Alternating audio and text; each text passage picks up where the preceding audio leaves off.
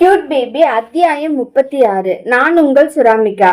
அன்பு ஃப்ரெஷ் ஆகி கொண்டு வெளியில் வர பிரியா தன் அம்மாவிற்கு ஊட்டி கொண்டிருந்தாள். அவன் போய் பிரியாவின் அருகில் நெருங்கி உட்கார்ந்தான். அம்மா, நீங்க போய் ரூம்ல இருங்க என்று சொல்லிக்கொண்டே பிரியா அவர்களை வீல் சேரில் அமர்த்தி கொண்டு ரூமில் போய் படுக்க வைத்தாள். மாத்திரைகளை எடுத்து கொடுக்க அவரும் சாப்பிட்டு படுத்து கொண்டார். திரும்பி வரும் பொழுது அவன் சாப்பிடாமல் அதே இடத்தில் உட்கார்ந்திருந்தான். ஏன் நீங்க சாப்பிடலையா? எனக்கு போட்டு தருவியா பிரியா? அதெல்லாம் டைனிங் டேபிள்ல எல்லாம் எடுத்து வச்சிருக்கேன். உங்களுக்கு சாப்பிட்டா என்ன? எனக்கு என் பொண்டாட்டி ஊட்டி தருவான்னு நினைச்சேன். பொண்டாட்டியா? அது யாரு? நீதான். என் தாலிய நீ கழட்டிட்டியா? கழட்டும் வரைக்கும் நீதானே என் பொண்டாட்டி. தப்பா பேசாதீங்க. ஏய், நான் தப்பா பேசலடி, உண்மையதான் சொல்றேன். ஒழுங்கு மரியாதையா எனக்கு டிஃபன் ஊட்டி விடு. நான் பிஸியா இருக்கேன். போய் அந்த சுப்பியை ஊட்ட சொல்லுங்க. நான் எதுக்காக ஊட்டணும்? எனக்கெல்லாம் அந்த உரிமையும் உங்ககிட்ட கிடையாது. நான் ஜஸ்ட் ஒரு வேலைக்காரி, அவ்வளவுதான். அவன் லேப்டாப்பில் எதையோ கொட்டி கொண்டிருந்தவன் பிரியாவை பார்த்தான். பிரியாமா, நான் ரொம்ப டென்ஷனா இருக்கேன், ரொம்ப பிஸி. என்னை தேவையில்லாம எதையாவது பேசி என்னோட மூட ஸ்பாயில் பண்ணாத. நல்லா தெரிஞ்சுக்கோ, என்னோட தாலி உன் கழுத்துல இருக்கிற வரைக்கும் நீ என்னோட செல்ல பொண்டாட்டி. நீ எனக்கு ஊட்டி விட்டுத்தான் ஆகணும். இது என்னோட ஆர்டர். கட்டளை கொண்டு வந்து இதுல இழுக்காத. கண்டவளையெல்லாம் கொண்டு வந்து இதுல இழுக்காத, புரிஞ்சுதா? நான் சுபிக்கு செய்யறது உதவி, உனக்கு செய்யறது உதவி கிடையாது. முதல்ல அத புரிஞ்சுக்கோ.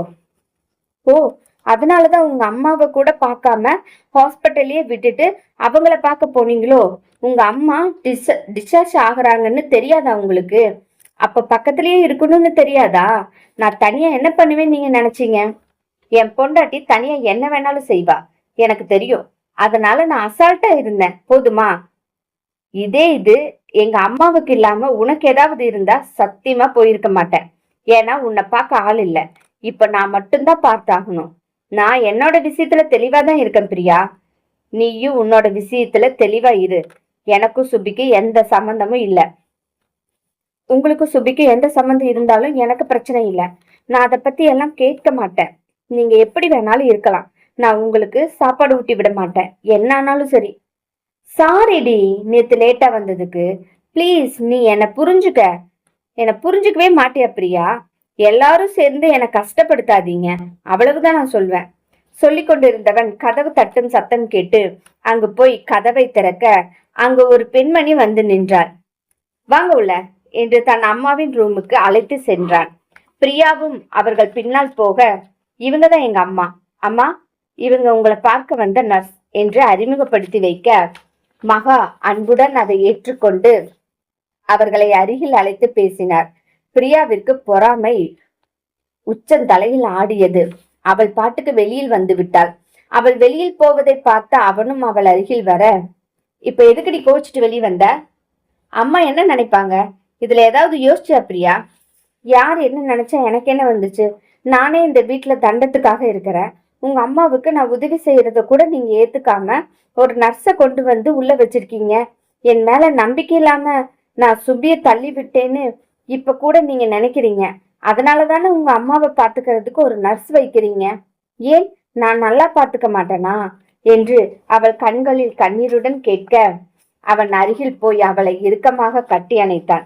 பிசாசு, ஏதாவது நீயே யோசிச்சுக்குவியா பிசாசு? நான் உன்னோட ஹெல்ப்புக்கு தான் அவங்கள கூப்பிட்டு இருக்கேன். மத்த மாதிரி நீ பார்க்க கூடாதுன்னு சொல்லல. நீ நல்லா பாத்துக்கற எங்க அம்மாவை.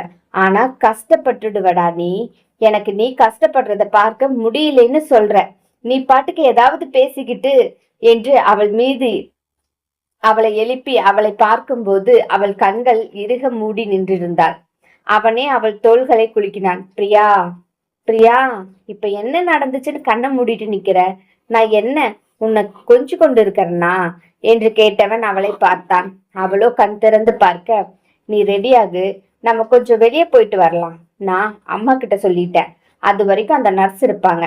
அதுக்கப்புறம் நீ வந்துட்டேன்னா அவங்கள அனுப்பி விடுவேன். அப்புறம் நீ எங்கேயாவது வெளியே போகணும்னு நினைச்சீங்கன்னா அவங்க வருவாங்க, புரிஞ்சுதா? நீ இல்லாத டைம்ல அம்மாவுக்கு பேச்சு துணைக்கு ஆள் இருக்கும்ல, அதை புரிஞ்சுக்கோ என்று சொல்லிக்கொண்டு அவனும் ரெடியாகி சாப்பிட ஆரம்பித்தான். இருவரும் சேர்ந்து வெளியில் போக அவள் எங்கே என்று ஒரு வார்த்தை கூட கேட்கவில்லை. அவள் பாட்டுக்கு பின்னால் சென்றாள். பிரியா, நான் உன்னை கூப்பிடுறேன், நீ பாட்டுக்கு என் பின்னாடி வந்துட்ட. எங்க ஏதுன்னு நீ கேட்க மாட்டையா என்று அவன் கேட்க, நான் எதுக்கு கேட்கணும்? கேட்டா அதுக்கும் திட்டு வாங்கணுமா? அப்படியெல்லாம் திட்டு வாங்க மாட்டேன். என்னை பார்த்தா உன்னை எப்பொழுது திட்டுறவ மாதிரி இருக்கா என்று கார் ஓட்டி கொண்டே கேட்க, ஆமா, என்னை எப்பொழுதுமே நீங்க திட்டிட்டு தான் இருக்கீங்க. அந்த சுப்பிய மட்டும் கொஞ்சம் கொஞ்சிட்டு இருக்கீங்க. அன்பு சிரித்து கொண்டே வண்டியை ஓட்டி ஒரு பெரிய வீட்டிற்கு முன்னால் போய் காரை நிறுத்தினான். பிரியாவிற்கு எங்க கூட்டிக் கொண்டு போகிறாய் என்று கேட்க ஆசைதான். ஆனால் கேட்காமல் அவன் பின்னால் நடந்தால் அவள் கையை இறுக்கமாக பிடித்து கொண்டு நடக்க, முக்கியமான ஆளை பார்க்க போறீங்களா? பயமா இருக்கா? அதான் என்னோட கையை இவ்வளவு இறுக்கமா பிடிச்சிருக்கீங்களா? பயமா இருந்தா இன்னும் இறுக்கமா பிடிச்சுக்கோங்க, எனக்கு வலிக்காது என்று அவள் சொல்ல, உனக்கு வலிக்கும், ஐ ஹேண்டில் இட், ஒன்னும் பிரச்சனை இல்லை, நீ பக்கத்துல மட்டும் இருந்தா போதும் என்று சொன்னவன் அங்கு இருக்கும் ஒரு காலிங் பெல்லை அழுத்த வீட்டிலிருந்து 60 வயது மதிக்கத்தக்க ஒரு பெண் கதவை திறந்தாள். அன்பு யார் வீட்டுக்கு போனான் பிரியாவிற்கும் தெரியாது. இந்த பிரச்சனை, அவர்களுக்குள் இருக்கும் பிரச்சனை முடிவுக்கு வருமா? பார்க்கலாம். இந்த கதை உங்களோட செல்லுக்கு வரணும்னா நீங்க சப்ஸ்கிரைப் பண்ணி வச்சுக்கோங்க. அந்த பெல் ஐக்கானை தட்டிக்கோங்க. டெய்லி மாலை 6 மணிக்கு இந்த கதை அப்லோட் ஆயிரும். ஷேர் பண்ணுங்க. உங்களுக்கு பிடிச்சதுன்னா லைக் பண்ணுங்க. கமெண்ட்ல ஒரு ஹார்ட்டாவது கொடுத்துட்டு போங்க. இது என்னோட ரொம்ப ரெக்வஸ்டா கேட்டுக்கிறேன். அட்லீஸ்ட் ஒரு ஹார்ட்டாவது கொடுத்துட்டு போங்க.